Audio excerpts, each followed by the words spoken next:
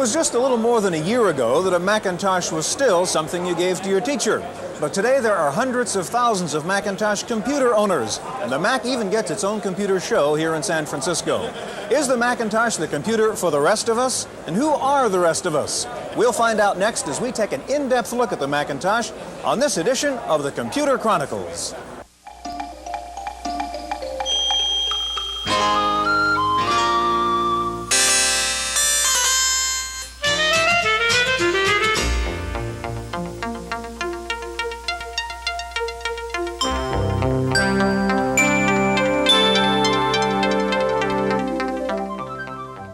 The Computer Chronicles is brought to you in part by McGraw-Hill, publishers of Popular Computing, the magazine that gives readers an understanding of the technology and applications of microcomputers and software in office, home, and classroom.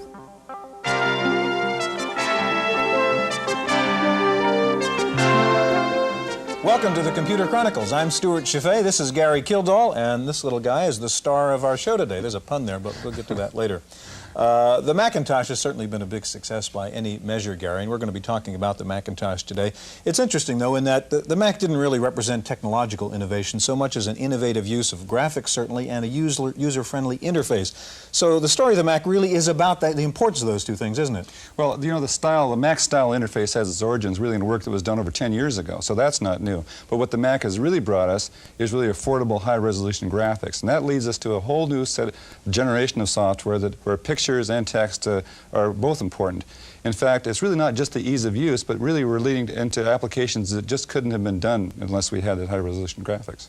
Okay, on today's program we're going to meet some of the original members of the Mac design team. We'll take a look at a piece of innovative software for the Mac called FileVision, and we'll take a look at GEM, a Mac type interface for the non-Mac world. Now, when the Macintosh first came out a little over a year ago, the big question was, where is the software, and will there be software? Well, the answer now that we're a year into this is certainly yes. Here's a look at what's out there. In the short history of personal computing, there has never been such a dazzling campaign. In less than a year, the Macintosh was transformed into an instant myth, bigger than life, and a brash challenger to its arch nemesis, IBM. But a computer's success depends on more than showbiz magic, and the most repeated question concerns software. At the Mac's introduction, there were all of two programs available, MacWrite and MacPaint. Since then, in fact, the number of Mac products has skyrocketed, and now numbers in the hundreds. From word processors, to games, to databases, to video digitizers, a profusion of new programs has come out, many of them relying heavily on graphics. No fewer than 3 video interfaces are available for transferring live images, still photos, or a direct video feed. Once the image is captured in the memory, you can get a black and white printout. Getting a jump on Lotus's eagerly awaited Jazz is a multitasking package called Ensemble from Hayden Software. It is a good example of the special approach many suppliers are taking in designing software for the Macintosh, using pictures instead of words. An item called Mac Prompter puts the Mac's versatile font library to work, allowing the user to make changes in style, size, and speed instantaneously. On the hardware side, there are variations on the mouse idea, like an oversized trackball for users who tire of the space-hungry mouse that came with their machine. It's hard to say whether the third-party software is going in the business-like direction Apple seems to want. At this Mac show, there were at least as many fun-oriented programs as business-oriented ones, but that may just reflect the versatility rather than the limitations of the Macintosh.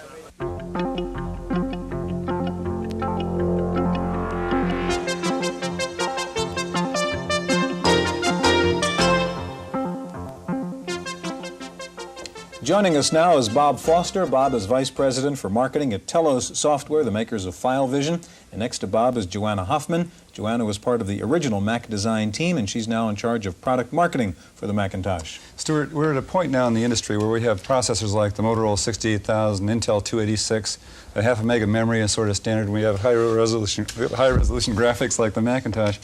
And it leads us to a whole new level of software where graphics is a very, very important part of the application. Joanna, what kind of vision did your group have in terms of the new applications you'd see on the Mac? Well, we knew that what we were creating was basically the clay from which everything else was going to spring. We were creating the raw materials for people to be able to build on top of and make phenomenal applications in the future. If you think about the history, and if you look at the Apple II, for example, we couldn't have conceived of having products like VisiCalc or AppleWorks or things like that running on this little machine. So you felt like basically you were creating a tool and you weren't really sure where this tool was going to lead. Well, we knew it was going to lead into probably the next generation of software, but we didn't know to what extent, for example, and to how quickly these things would come along. And, for example, file vision was something that we couldn't have possibly predicted. What we were hoping to do is provide enough tools in terms of very easy user interfaces, well-defined, built into the system so that all software developers had the tools at their fingertips. The whole point of the machine was to make it not only extremely powerful and useful, but also extremely easy to use. Now, these applications that we're talking about that are really use graphics where we couldn't have used graphics before. You brought one example with you here. Can you show us what that's about? Yes, this is a Macintosh project, for example. Anybody who has done project planning realizes that there are many, many components to planning out a project, and it really helps to see everything visually graphed out and put in front of you. Sometimes if you walk into a corporation's planning headquarters, for example, you will see walls strewn with paper and project plans all over them. On Mac Project, you can do it directly on the screen. For example, here we have a development project being planned out with all the resources and the scheduling, and you can easily see the progression of the project, what's in the way, all the milestones are sketched out. If I, for example, want to go and say, oh, well, this becomes a major milestone, I can go and easily change that to a milestone right here. And now the project knows that this is something that absolutely has to take place before anything else can be completed. And so it's very visual, and you can enter things and plan things out and see this them is a in good different example, formats. again, of something that you couldn't do on a, let's say, a teletype, obviously, or a teletype or cathode ray tube display. Oh, absolutely. But also, you know, there are so many views on the same project. For example, this is another way to look at the project and to see how things are going to fall out in the scheduling and so on. Now, this is very graphical in its nature, and this is the kind of thing we're looking at. How about file vision? Yeah, we're kind of in a similar situation. As Joanna was saying, what we were doing is that we had designed a product and we're looking for a machine for it. We knew that we wanted to lead the next generation of software products, and we knew the way to do that was by integrating visual aspects into the software so that it became more intuitive for people to use. And we actually started building file vision over 3 years ago, and the market research that we did for it, we brought it up on a prototype on smaller machines just to bring it out into the field and to show it to people. And then we actually sat it on the shelf and waited for a machine to come along that would allow us to do what we wanted to do. Our background is from mini computers and mainframe computers, and we did imaging software for the satellite program, and we're aware of how important images and graphics were to business. But there was a luxury that only large businesses could afford. Well, let's take a look again at this approach of, here's the database product. And most database products have textual orientation. You type in a little command, a Boolean expression that says, I'd like to find this and this or this. And as a result of that, you might get a paragraph back telling you about a retrieval of some sort. Now, my understanding is file vision approaches this from the standpoint of you have pictures and graphics that you'd like to manage in some way. Yeah, exactly. What we've done is that we've integrated together an object-oriented drawing system and a filing system, such that every object that you have, which is normally thought of as a file or a record that you kept in your filing cabinet, in this case, it's an object that's on a screen, and that object is associated with a record and the data behind that object. Just a second here, we'll have one up for you to look at. What is the demo you're going to show us, Bob? What I'm going to show you here is, this is a map of the United States, and this is a standard demo that we ship with all file vision so people can get a chance to practice and to work with file vision. And the map of the United States, each of the objects in this database are in fact the states, and here they are on the screen. Such if I touch the state of California, you'll notice down here that it tells you that's California. You reach over here, and if you don't know what that state is, turns out it's Colorado, it tells you that. And there's a little info button lit over here, which means it's going to give you the information about that. We're now linking off into the filing portion of FileVision. And this is a file form, and this is Colorado, and this is the data that we're keeping behind it. In this case, it's different from other kinds of database systems, and they're very static, and you have to figure out beforehand what you're going to do. Could you show us how to do a Boolean expression, for example, using FileVision? Okay, I'll just close this file here. I'll go over to what we call Tinker Menu. Again, we don't want to scare people with phrases like Boolean expressions. And instead, you just highlight some, which means that you're going to highlight some of these states based upon the data that's underneath it. In this case, I'm going to look at those states that have greater than or equal to 50 computer stores in them. And I say done. Now, this idea is similar from when you go into people's offices. You see that they have maps on the walls with pins in them, different colors. Well, FileVision obsoletes that. We've now redrawn the map based upon the data that's underneath it, and I can shade them a slightly different shade. And I'll shade them this shade. Okay, the map is now highlighting which states, Bob? The states that have at least 50 computer stores or more. And then if I cancel the highlighting here, you'll see that we've redrawn the map such that you can quickly view the United States map and see which have more than 50 computer stores. You have some sorts of provisions in here then that you can build these, build new pictures and store away pictures and categorize them and so forth. Yes, you can build just literally hundreds and hundreds of pictures. Not only that, people are out developing FileVision files that independent people can buy where the stuff is already drawn for you. Right. Well, Bob, that's a very impressive use of the kinds of graphics and power you were talking about, Gary. In just a moment, we're going to take a look at the Macintosh push into the business and office world, and we're going to meet a man who used pull-down menus before anybody ever heard of a Macintosh. So stay with us.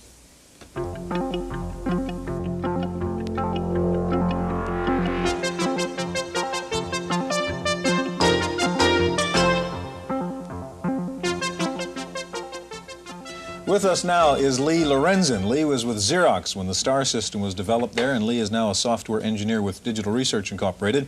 And next to Lee is Bennett Wiseman. Ben is the Associate Director of the Market Analysis Service at Infocorp. Ben, it seems like the Macintosh was introduced, I guess, as a computer for the home, and then and now we're trying to break into the office with the Macintosh. What opposition is there going to be? Well, the system has been built to be very easy to use, very easy to install, and there are some limitations that have been put on that to get those compromises. And the question is really whether the ease of use will get them into the office or whether the limitations will prevent their acceptance. What kind of limitations? We're talking about limitations. Things like speed of the network, interfaces to other products. All of these things have been discussed, and Apple's very aware that they need them, but the market still has to deliver on them. And I think for business users, particularly larger business users, to be comfortable with what's going on, they'll have to see a lot more hard product and be convinced that Apple's going to give them the kind of support and connection capability that they're going to demand. Now, that may not be the case for smaller businesses where the attractiveness of the package and things like the laser writer will make it very useful immediately for them, and they won't have concerns about how does this link to my IBM mainframe. Ben, in your report to your clients on this, you made an interesting comment that for Apple to succeed here with the Mac Office, they have to kind of tone down their hype. What did you mean by that?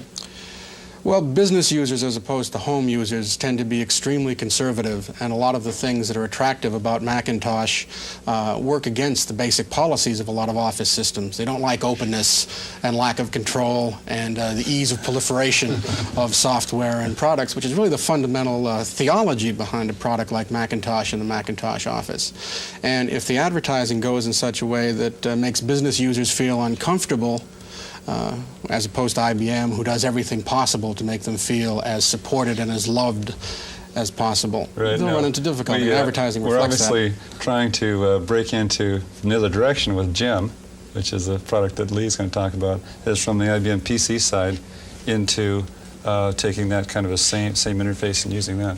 Lee, can you talk about Gem at all? Sure. I think the best way to talk about it is to actually get a demonstration of the product. As you can see, we're running here on an IBM PC AT. And I'll just pull up a calculator, which is an example of one of the desk accessories that we have. And as you can see, the color is really very vivid with Gem here. I'll go ahead and close that window out, and then we'll go into, this is the Gem desktop, which actually provides a visual look at the filing system, the underlying filing system of DOS, which is, it essentially replaces the A greater than, which is a difficult concept for users to use. And let me bring up one of the pictures that we have here with Gem Draw. We'll click on that, and Jim Draw is a graphical drawing package which can be used for drawing things like you're going to see here in a minute, such as a video camera, or also for doing business presentations, the kinds of foils with text that is the predominant part. As you can see here, we have a camera. We can come up here to the edit menu and duplicate that. Important thing here is that now we got 2 cameras, and we just have to move to this second one and drop it down like that, and it's as easy as that to use. The other important concept here is we can take that camera, and it's actually not just a single element as appears on the screen, but many elements, and we can ungroup those elements. You see all the various pieces that make up the camera. So this is the difference between a paint and a draw program, basically, is a paint program is just like a piece of paper. Once you've painted over or drawn over something, it's gone. And here the individual components and pieces are still available for moving or regrouping. That's right, and we've actually selected one of those objects here, and then we can come over here and give it a color, like so. So we got a red body. Okay, so you draw it in black and white, and then you can add the color. Or you could have drawn it in color as you were going along, but you can add the color at really any point in the process. Okay, Lee, it looks like a kind of color version of a Mac-type interface. You're running this now on a PC-AT. Is that the kind of machine you need to run, Jim? Well, Jim will run on machines like the PC. It even runs on the PC Junior. It requires 256K of memory and obviously some kind of graphic screen to run. However, when you actually get into versions that support the color, it does take a machine more the horsepower of an AT or a Tandy 2000, that type of machine, to really handle the color effectively. Okay, Lee, thanks. With Mac now moving into the office arena and the business arena, some products have become very important. On the software side, one is Jazz. On the hardware side, as we've heard, the Apple Laser Writer. We have a report. When the developers of Lotus 123 announced that they were working on a similar package for the Macintosh, Apple saw it as a major step forward for the Mac. The idea of a multifunctional software package designed for the graphics environment of their new computer seemed like the ideal project. We've taken some of the ideas and some of the lessons we learned in developing 123 and Symphony, which exists for the IBM and other compatible computers, taken some of those lessons and redesigned a new concept for the Macintosh. Very important to note, though, that we didn't merely carry over the products 123 and Symphony in the Macintosh. We started from scratch. We started from the Macintosh using the unique design capabilities of that machine, especially the graphical user interface. Like 123 and Symphony, Jazz permits the user to keep several files active simultaneously.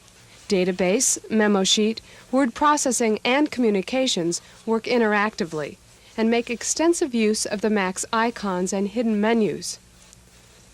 Apple's determination to make its new machine a success led to some unusual partnerships during the Mac's development. If most new machines on the market try to fit themselves to existing software or hope for third-party companies to jump in, Apple courted the major software producers ahead of time.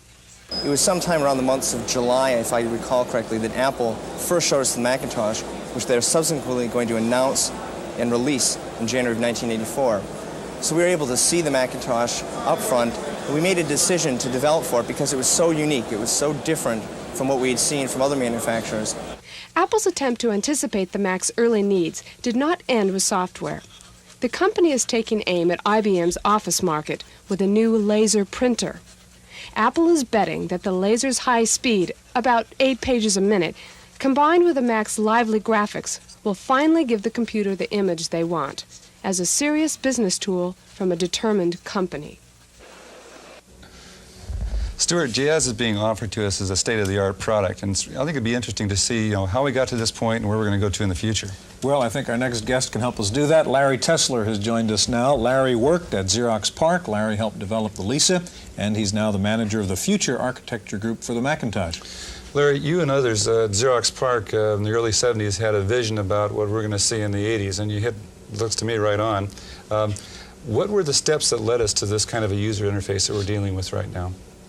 Well, there was a lot that went into it. It really probably started back in the 60s with Doug Engelbart's NLS group at SRI in Menlo Park, where they envisioned the coming of office automation and developed a system where actually the first mouse was used. It was a mouse very much like this with 3 buttons.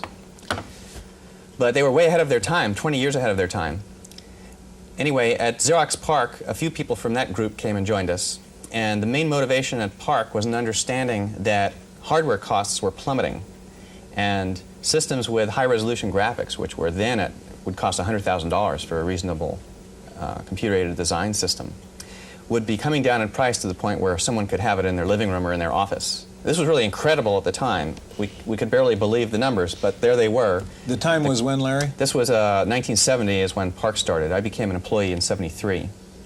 There are visions of things like the Dynabook, for example, I guess. Oh, yeah. That was almost a reality now. That's right. Mm-hmm. So we could see very much this sort of thing. And so we had this vision of workstations that had high-resolution bitmap graphics and mice, and networks tying them together, and laser printers, and file servers, and just what you see beginning to happen. People thought it would be coming around 1980, to about the point we are now. So we were a little optimistic, I think, by about 5 years. Well, what is the relationship between the work that was done at Xerox and the work that took off, say, in Apple with Lisa and the Macintosh? How did that work out? Mm-hmm. Well, what happened was that our research group at Park was developing a system called Smalltalk, mm-hmm. which was actually intended for educational users. I also spent part of my time working with a group that was developing systems for business users, so I got involved in both projects. Around 1980, it became pretty clear that Xerox was going to focus their attention entirely on a certain segment of the marketplace with fairly high-end workstations like the Star. Mm-hmm. And my personal interest was in personal computing, and there were a few others at Xerox with a similar interest. So several of us all moved to Apple and brought with us this inspiration to pursue the Smalltalk work, which was well known in the academic community, but it wasn't really being taken advantage of by any manufacturers. That's interesting now that Apple is trying to move into that office automation area. Mm-hmm. Ben, yeah. What do you think about the Xerox Star? Is that a viable product? It's still very anymore? much a live product. I know not people are aware of its history, but it has gone through 5 major software revisions. The pricing has changed quite a bit, and the performance is substantially improved and broadened from what it was before. But its emphasis has been as a business system. So it's something we just don't really see in this market. Right. What about the future? Where is this thing going? What kind of things? You had a good vision, say, 10 years ago. What's going to happen in the next 10 years as far as this? Well, I think there'll be some improvements still in visual presentation and pointing devices, but I think the main change we'll be seeing is in the area of communications. The ability for information in corporate databases to be downloaded into personal computers and actually usefully processed. The ability for people to prepare routine work to have it done for them by their machine. To have what we call an agent in the machine, which represents you in transactions with other individuals. Sounds like we're going in a lot of good directions. Gentlemen, we're out of time. Thank you. Okay. The Apple Macintosh has received an unheard of kind of notoriety. Things like the famous 1984 commercial in the Super Bowl, the Lemmings commercial, which we just saw some time ago. Yet we heard on this program that the whole media hype may be a problem for Apple as it approaches this business market. Our commentator Paul Schindler has some thoughts on Apple's media image.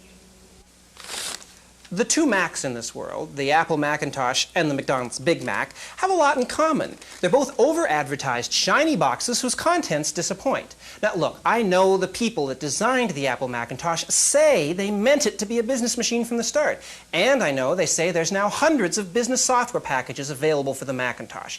But that doesn't convince me. You can call a mouse an elephant for a week if you want. You can even take out full-page ads in the paper. In the end, both are going to be gray and both will have tails, but anyone who takes a close look is going to be able to tell the difference. Apple wants the Macintosh to be taken seriously in the office, and I'm sorry, but I just don't think that's ever going to happen. The machine is wonderful, but it's flawed. It's too expensive, it isn't fast enough, and it's in black and white. I just don't get it.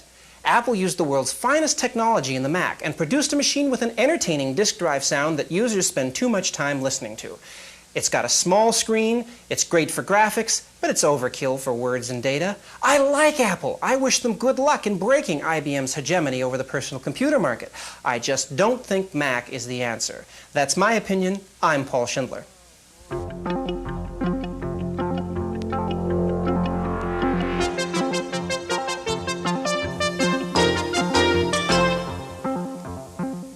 In the Random Access file this week, reports that AT&T is finally about to come out with its new Model 7300, the machine it is betting on in its battle with IBM.